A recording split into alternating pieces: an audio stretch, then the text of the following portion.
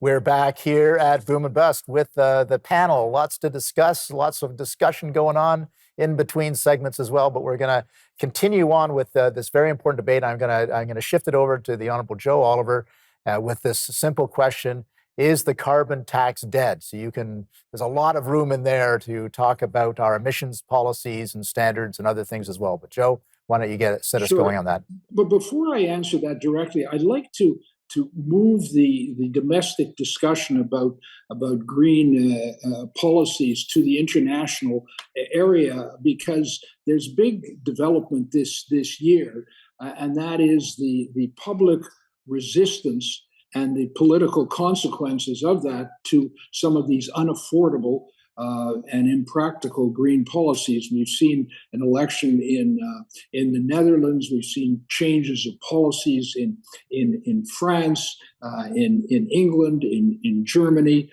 and of course in Eastern Europe. And Die Welt, the German newspaper, even talked about the unthinkable, which is Europe leaving the Paris Accord. Now, I don't think that's in the cards, but it's sort of an indication of how economic reality bites, and it's having an impact on politics in Europe and potentially in the United States as well.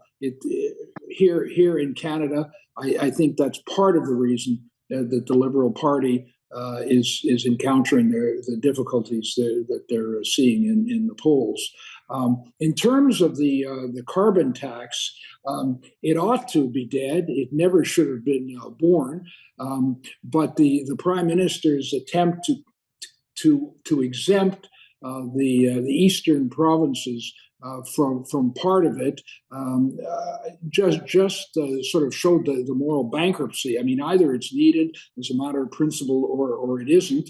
Either it's having a positive impact on the environment and no negative impact on costs, or that isn't true. And so this is a serious political problem for the Liberal Party, and it shows how some of the policies, some of the environmental policies, are just proving to be too politically difficult.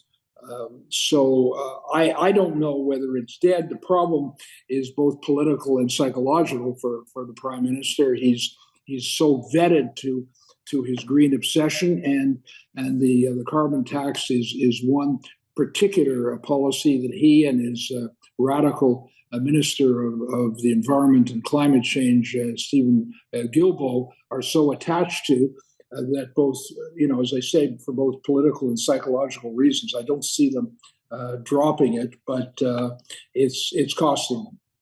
Sandra Pupatello, where do you see this going?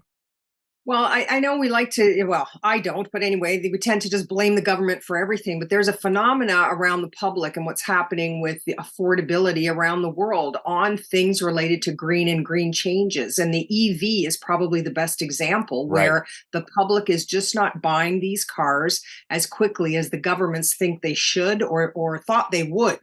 And the difficulty there is that the governments all over the world, not just in Canada, but heavy manufacturing zones around the world, mandate a certain level. And they say, no, this is what you have to build.